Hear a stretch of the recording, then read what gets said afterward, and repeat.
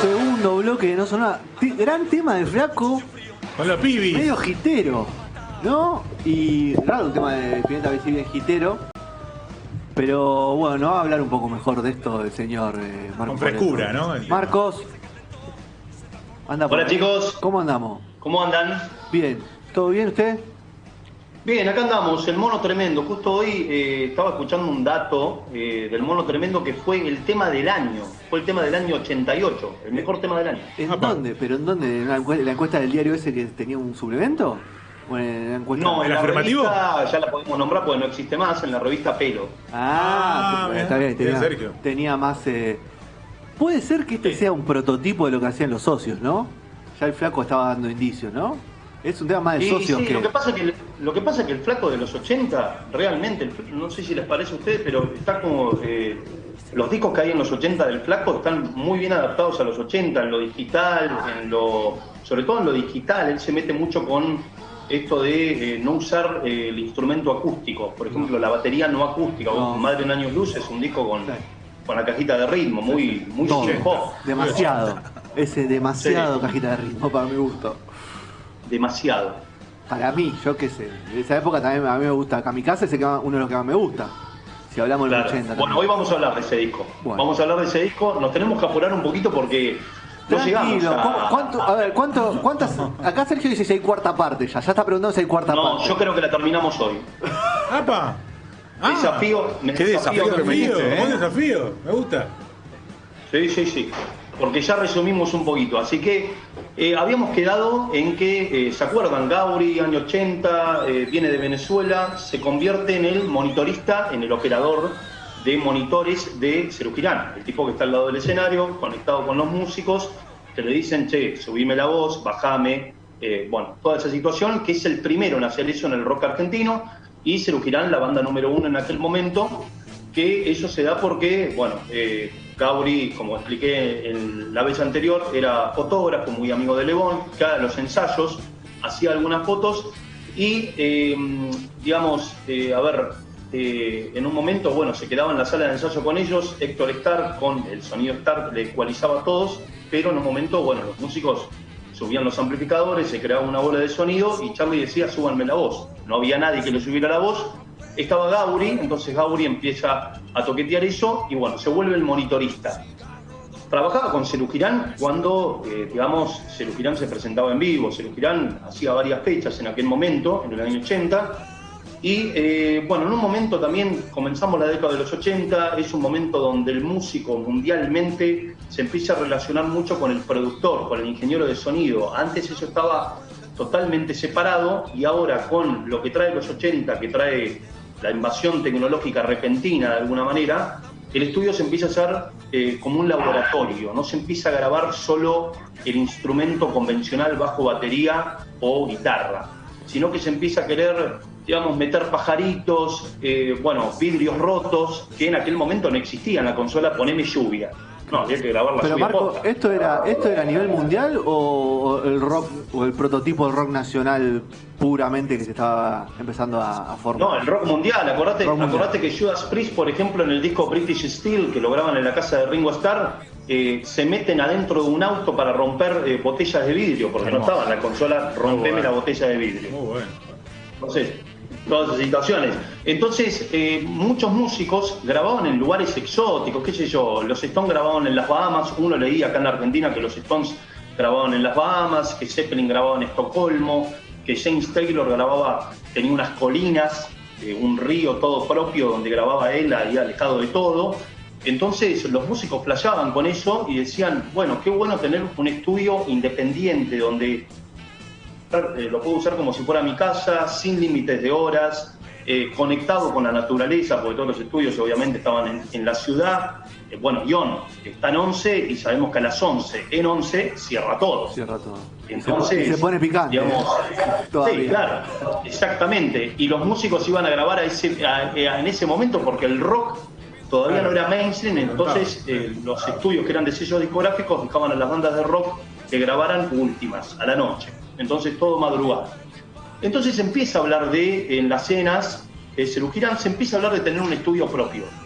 Entonces, en un momento dado, digamos, ya sabemos cómo son los músicos, y más en aquel entonces que los Serú eran muy hippies, digamos, se empiezan a colgar con la idea, empiezan a seguir tocando en la vorágine del músico, seguir tocando, seguir haciendo discos, se olvidan, y Gabri se queda copado con la idea de tener un estudio. Entonces él vende un departamento en Palermo y compra un terreno en Parque Leluar, en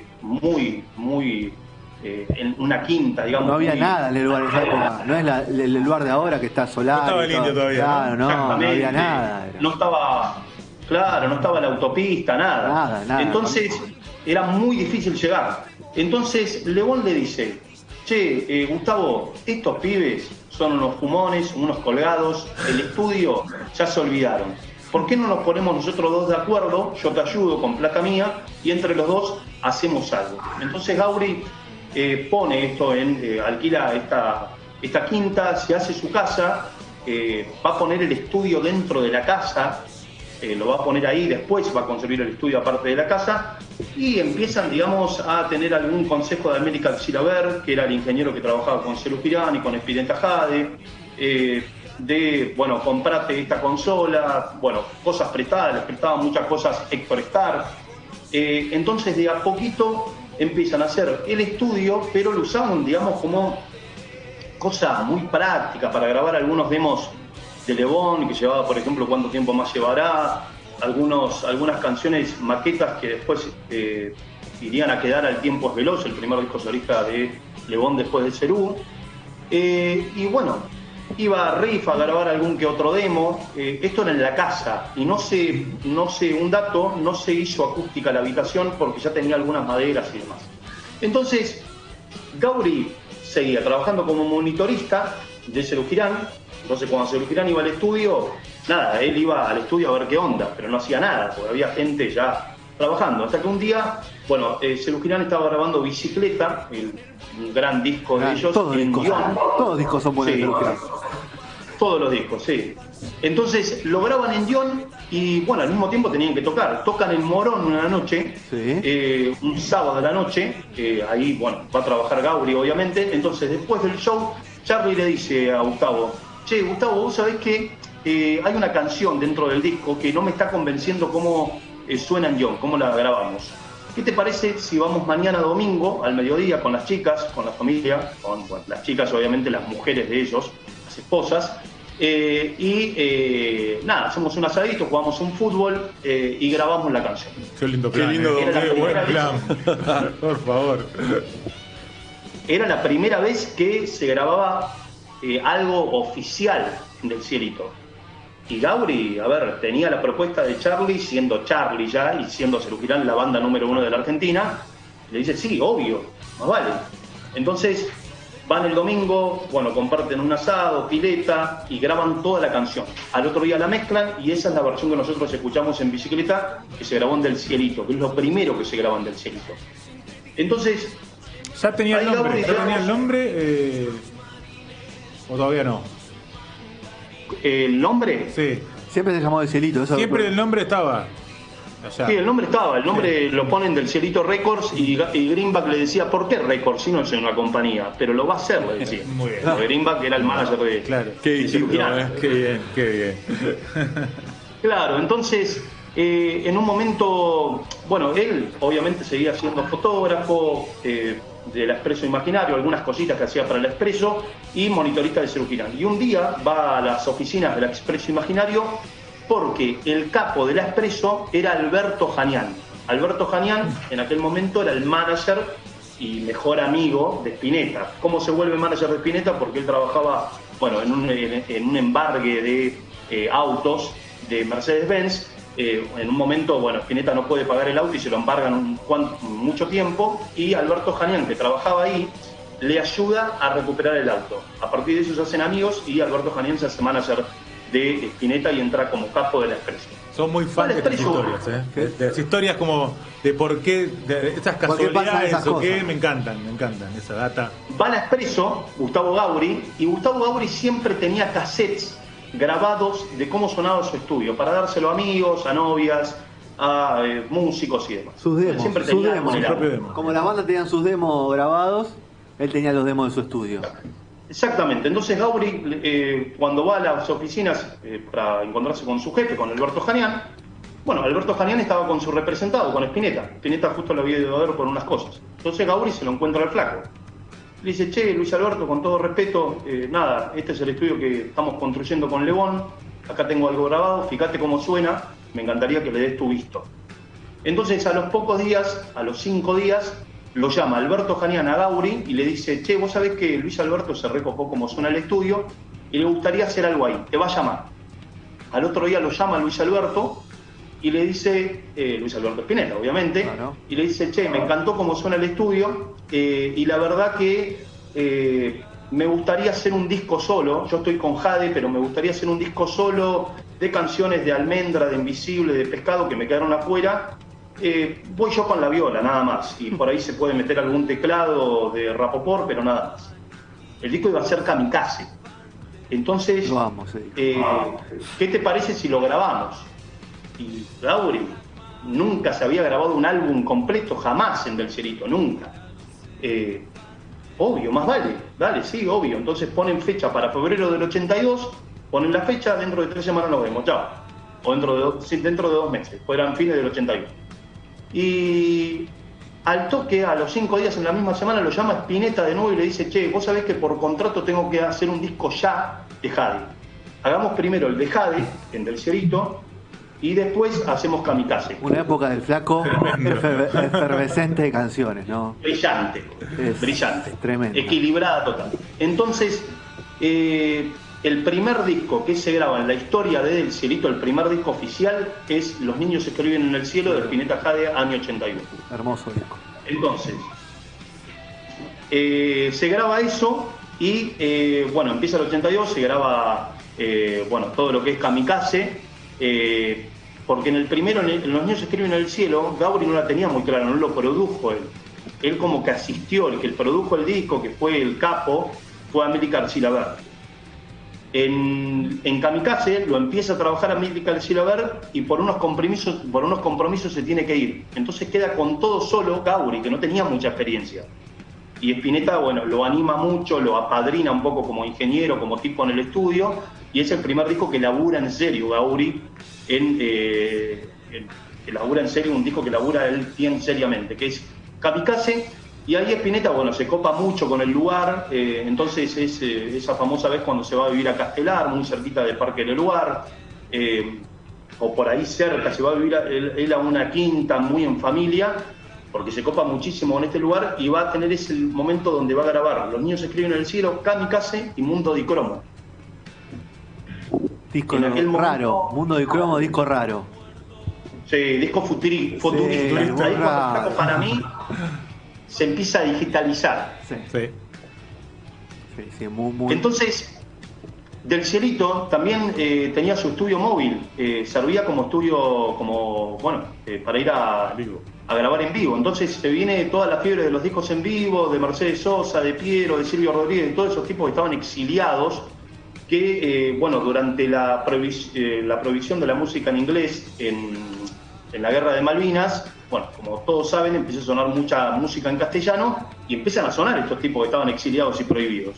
Entonces estaban en España muriéndose de hambre, como Piero, y se enteran de que acá tenían un montón de éxito. Vuelven a la Argentina, van a la discográfica y los tipos le dicen, sí, pero haceme un disco de Greatest Hits. Y los músicos decían, no, Greatest Hits, seleccionamos las canciones, es aburridísimo, ¿por qué no hacemos un disco en vivo? Entonces, bueno, Facundo Cabral va a meter 3 discos en vivo en un año y lo va a grabar Del Cielito. Se vuelve muy eso de los discos en vivo, Mercedes Sosa en el ópera, con Charlie. Imagino que no había mucho encima, ¿eh? No había Sí. muchos otros para estudios No. así móviles. No, pero aparte era por una especie de novedad, porque Claro. Gawry se empieza, digamos, era contemporáneo a todos ellos, empiezan a llamar más a Stark que a Milrook, porque Milrook se había quedado un poco se había vuelto un vejete de alguna manera, después vuelve. Entonces, bueno, ahí es cuando siguen grabando algunas cosas, hay mucha oferta, ya se empieza a construir el estudio aparte de la casa en el año 1983, ya se empieza a construir de manera seria, y lo viene a ver una banda que, lo vienen a ver una banda de Villa Devoto, como los Ratones Paranoicos, porque Paulo Memmi era el primo de Gustavo Gauri. Entonces, él lee una nota en la revista Pelo, que es la foto que yo subí recién a mi Instagram, que la nota dice grabando en el cielo. Bueno, Paulo Memmi lee esa nota, lo va a buscar a Juanse y le dice, che, vos sabés que se está armando este estudio, ¿por qué no vamos? Es mi primo, y le mostramos el demo que grabamos, que habían grabado un demo de la canción de Cerebrado.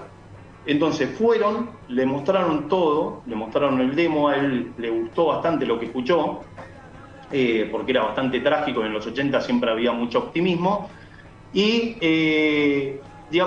empiezan, él les da el visto bueno, le dice, sí, me parece bien, les da la oportunidad de grabar algunas canciones más ahí en Del Cielito, y empieza a pasarlo, empieza a dárselo a contactos, a muchas discográficas, a Greenbank, a todos. Todos le dicen, mirá, me parece bueno, pero lo que pasa es que el rock and roll ya está totalmente postergado. O sea, en los 80 era todo tecladito, muy sintético todo, muy plástico, muy pop. Entonces, acá hay 3 personas que no tienen absolutamente nada que ver con los Ratones Paranoicos, pero que son importantes para que Ratones debutara y Gauri hiciera Del Cielito Records. Primero que nada, Guillermo Vilas. Guillermo Vilas en una entrevista gráfica dice: los Ratones Paranoicos son la mejor banda de rock and roll de la Argentina. Tremendo. Era muy amigo. En el momento, Vilas, ¿no? No era el momento pico porque él había bajado un poco, pero estaba ahí. Pero sí de popularidad, me parece. Estaba muy mediático. Estaba ¿no? muy mediático. Sí. De la época de Forja la amistad con Spinetta. Claro. Termina... Exactamente. Era muy amigo de Héctor Stark por medio del Flaco. Héctor Stark, íntimo amigo del Flaco.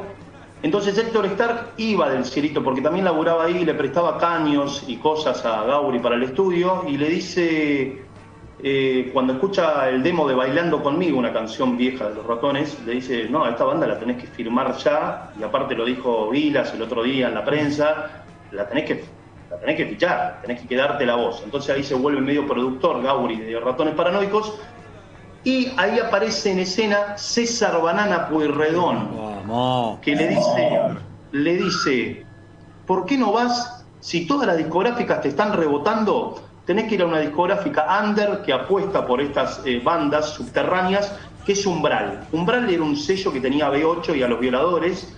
Entonces, bueno... se hizo millonario el que vendió el catálogo. El dueño de Umbral, después cuando vendió el catálogo, se hizo millonario. Bueno, ahí los aceptan a los Ratones Paranoicos, sacan el primer disco por el sello Umbral, pero mirá, tienen tanta mala leche que a 2 meses de la salida del disco se funde. Umbral se funde, porque venía toda la crisis. A ver, estamos hablando del momento del Plan Austral, sí. Se venía cosiendo una hiperinflación que después termina despuntando en el 89, estamos hablando del 86.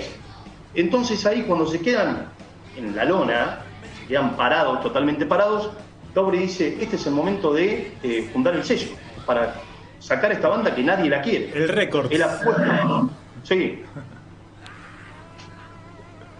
Él apuesta muchísimo y bueno, funda El Cielito Records para sacar el debut de Ratones Paranoicos. Por eso no se tiene muy clara la fecha de salida del disco de Ratones, del primero, porque salió primero con un sello y después con el otro, en el mismo año. ¿Y la tercera cuál es? Vamos a la tercera persona.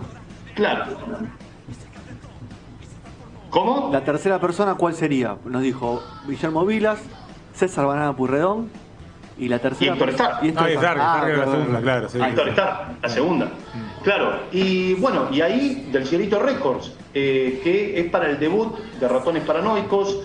Bueno, Ratones ya se vuelve una banda muy importante en el 88, y ahí aparece una vez más en escena el Flaco Spinetta. El Flaco Spinetta hace hasta Mundo de Cromos hasta el 83, y ahí se muda de nuevo a la ciudad y se va a ir a otro estudio por tema de cercanía, se va a Moebio, donde graba Madre Años Luz, Privé, hasta que llega el 87, y en el 87 él firma un contrato con DBN, le dan una plata de adelanto, y con esa guita, él queriendo imitar un poco el sueño del Cielito de hacer un estudio propio, independiente, él compra una consola de 16 canales compra muchos equipos afuera, y al tipo que él le da la plata lo estafa, desaparece totalmente.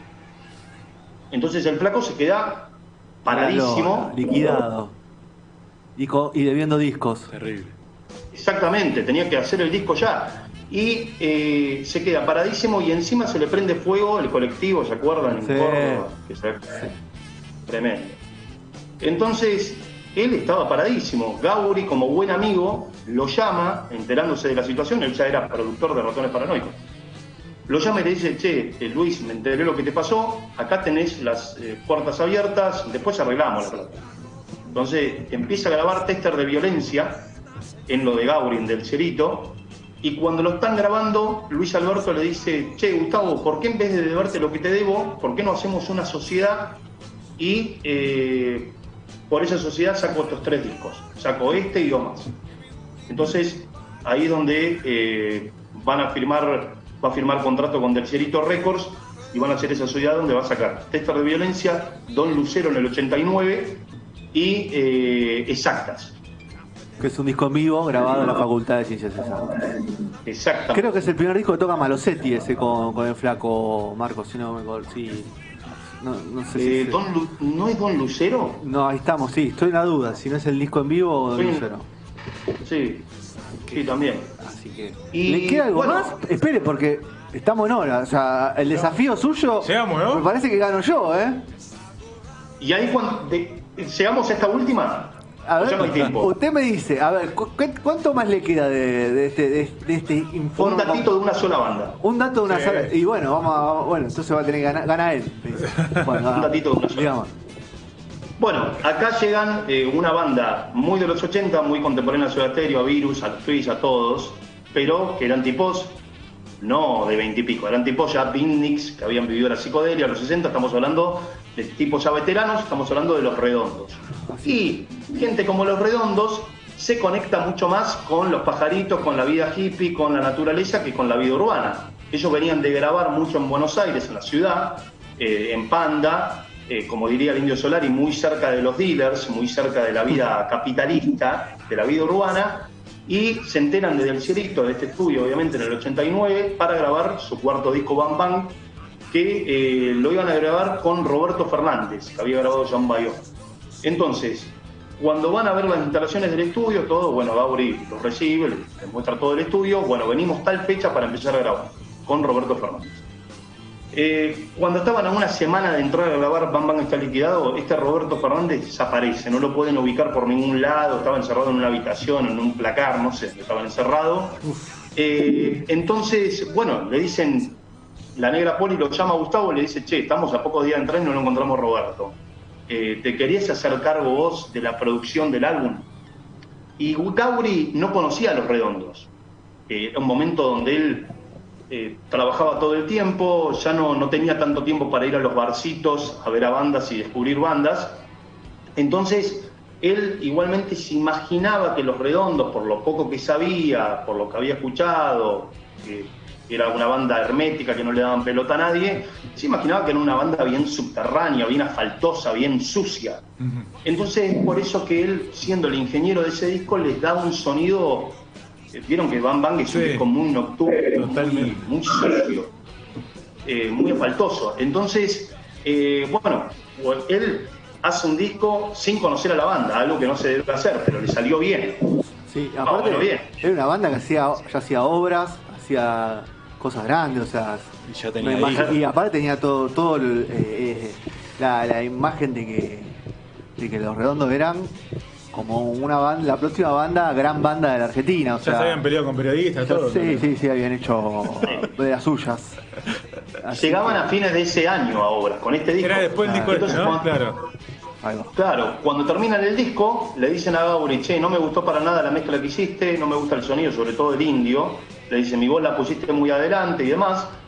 Y le dice si podía hacer la mezcla de nuevo. Gauri le dice, mirá, con todo respeto no la voy a hacer de nuevo porque puse lo mejor de mí ahí, es mi honestidad ahí, pero la puede hacer Mariano López. Mariano López era el otro gran ingeniero de sonido junto a Mario Breuer, para mí los dos ingenieros de sonido más importantes del rock argentino de los 80, que trabajaba con Spinetta y con Soda Stereo, que era el ingeniero residente de los estudios Moebio. donde se grababa Soda. Mariano López se encierra 2 semanas para hacer la mezcla de Bang Bang Está Liquidado, se lo entregan a Los Redondos, la Negra Poli lo llama a Gustavo Gauri y le dice, mirá, no nos gustó la de Mariano López, no le digas nada, salimos con tu mezcla. Qué quilombero. Qué Eso es complicado. Qué complicado. Toda la vida fue siempre igual, O sea que Mariano López hizo un trabajo al pedo. Ay, bueno, ¿qué vas? Pero Todos laburamos al pedo alguna vez en la vida, lo cobró, obviamente, sí. Pero todos laburamos al pedo alguna vez en la vida. Y ahí, bueno, el Indio Solari es un viaje de ida porque también, digamos, cuando se va ahí, se encuentra con, bueno, Parque del Lugar y Tuzangó. Claro. Y al día de hoy, como todos sabemos, el Indio vive ahí. Fue un viaje de ida para él O en y fue Nueva un York. viaje de ida para Los Redondos porque se quedarían ahí hasta que después se marcan, se conectan con Nueva York para ir a grabar a Estados Unidos. Y ahí es como que también ellos firman firman con una comunidad, de alguna manera, con Del Cielito Records para que les distribuya sus discos, porque los discos de ellos no estaban muy bien distribuidos en ese momento y ahí van a firmar ese contrato que va a durar 10 años, hasta el año 99. Bueno, impecable. Muy bien, Tremendo informe de Cielito Records, parte 2, donde llegamos hasta Los Redondos, que estamos escuchando de fondo y ahora lo vamos a escuchar completo. Marco, como siempre, seguramente le quedó algunos datos guardados. Siempre hay, ¿no? Pero bueno, ojalá podamos.